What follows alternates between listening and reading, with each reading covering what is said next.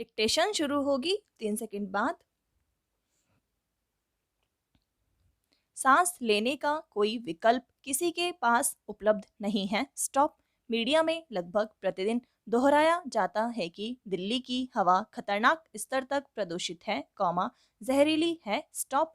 यह कुछ इस प्रकार से प्रस्तुत होता है कि जिसे अन्य शहरों में ऐसी कोई समस्या हो ही नहीं। स्टॉप।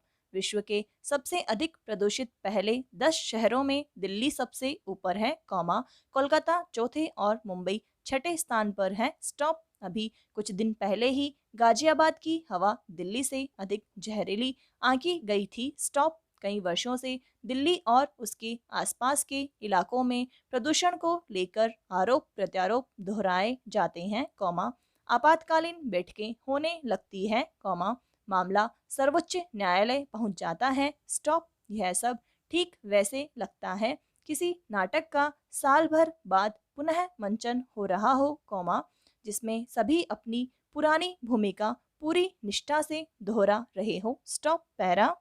सर्वोच्च न्यायालय डांट फटकार के अतिरिक्त ऐसा कुछ नहीं कर पा रहा, जिससे सरकारें और नौकरशाह अपने कर्तव्य और उत्तरदायित्व को गंभीरता से स्वीकार करें और उनका निष्पादन करें। स्टॉप। कई साल से सुना जा रहा है कि पराली का सदुपयोग करने के लिए मशीनें किसानों के पास पहुंचने वाली हैं, मगर अभी तक नहीं पहुंची है। स्टॉप।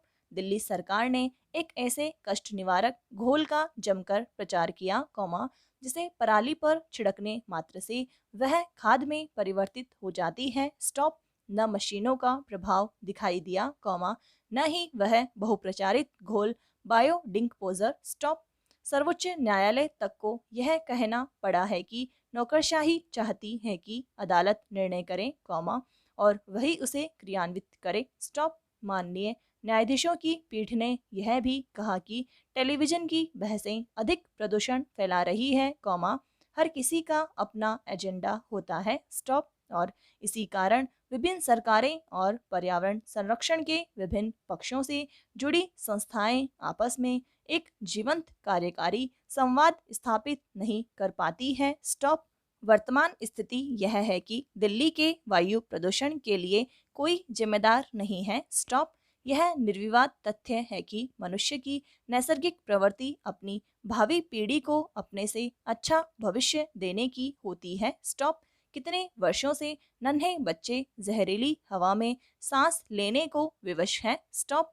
अपेक्षा तो यही है कि हर सरकार, संस्था और समाज के सक्षम व्यक्ति आगे बढ़कर अपनी पूरी क्षमता से प्रदूषण रोकने में अपनी भूमिका का निर्वाह ईमानदारी से करें। स्टॉप। प्रजातंत्र में विकास और प्रगति की परियोजनाएं सफल क्रियान्वयन की संभावना पर ही रची जाती हैं और हर स्तर पर सहयोग और संवाद से ही उनके सफल क्रियान्वयन की अपेक्षा की जाती है। स्टॉप। इस समय स्थिति यह है कि नीति निर्धारण से लेकर क्रियान्वयन करने वाले भी बिना किसी अपवाद के स्वयं भी अन्य की भांति जहरीली हवा में सांस ले रहे हैं। स्टॉप। यह सफल तभी होगा तब समेकित प्रयासों में भागीदारी करने वाले सभी लोग अपना नैतिक उत्तरदायित्व निर्वाह करने की क्षमता से युक्त हों। स्टॉप।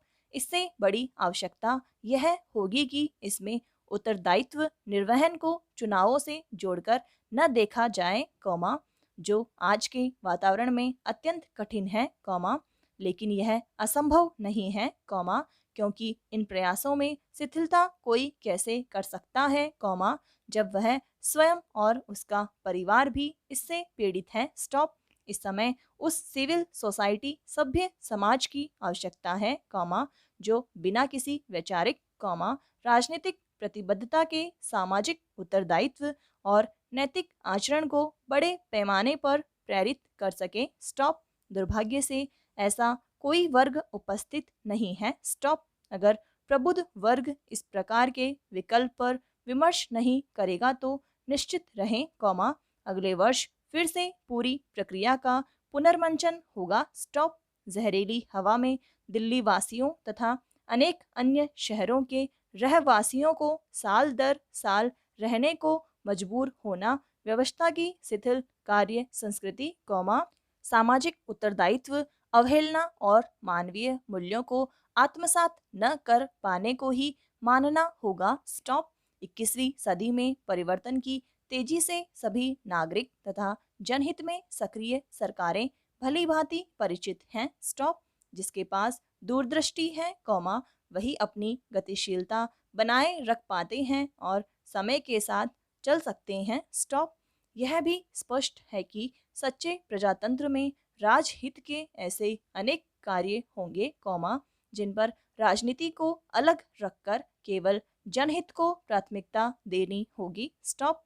जहरीली हवा के प्रकरण में यह सभी को पिछले साल से ही ज्ञात था कि 2021 के अक्टूबर-नवंबर में विकट स्थिति पुनः एक बार बनेगी कौमा, मगर सितंबर-अक्टूबर तक भी कोई सक्रियता दिखाई नहीं दी स्टॉप। पैरा हर पक्ष के पास गिनाने को अनेक उपलब्धियां थी कौमा, जो वास्तव में केवल कागजों पर थी स्टॉप। एक स्मोक टावर को श्रेष्ठ उपलब्धि मानकर प्रचारित किया गया कौमा, मगर कोई आगे आकर यह नहीं बता सकता कि उससे क्या फायदा हुआ, और अगर हुआ तो आगे उस तकनीक का कितना उपयोग होगा स्टॉप। पराली के स्वीकृत उपयोग के लिए मशीनों पर 80% सब्सिडी केंद्र सरकार देती है तथा 20% पंचायत से अपेक्षित है स्टॉप। राज्य सरकारें अगर ईमानदारी से चाहती कौमा, तो उचित संख्या में किसानों पर अतिरिक्त खर्च का बोझ न डालते हुए अपेक्षित संख्या में ये मशीनें उपलब्ध करा सकती थी स्टॉप। लेकिन निष्क्रियता कौमा उदासीनता और चलता है कि संस्कृति में यह नहीं हो सका स्टॉप। ऐसे कोई आसार दिखाई नहीं देते हैं कि अगले साल तक इस समस्या का समाधान हो जाएगा स्टॉप। चेन्नई और मुंबई का नियतकालीन जल प्लावन और दिल्ली की जहरीली हवा सरकारों के समक्ष ऐसी चुनौती है कौमा, जिसका समाधान कर पाने की लगन न तो राजनेताओं के पास है और न ही क्रियान्वयन के उत्तरदायी नौकरशाहों ने अपेक्षित क्षमता अभी तक दिखाई है स्टॉप। लेकिन समाधान तो निकालना ही पड़ेगा कौमा, उत्तरदायित्व स्पष्ट रूप से निर्धारित करने होंगे और अपनी जिम्मेदारी अन्य पर टालने को अस्वीकार्य अक्षमता मानना होगा स्टॉप। पैरा वायु प्रदूषण और जलवायु परिवर्तन वैश्विक समस्याएं बन चुके हैं स्टॉप। विश्व भर में सरकारों और स्वयंसेवी संस्थाओं ने इन दोनों क्षेत्रों में समग्र रूप से अनेक कार्य किए कौमा, कदम उठाए कौमा, उपलब्धियां अनेक हैं कौमा, लेकिन संस्थाओं के परिणाम अब भी चिंता बढ़ा रहे हैं स्टॉप। आज से 50 साल पहले पर्यावरण को लेकर 5 जून 1972 में स्टॉकहोम में पहला अंतर्राष्ट्रीय सम्मेलन हुआ था स्टॉप।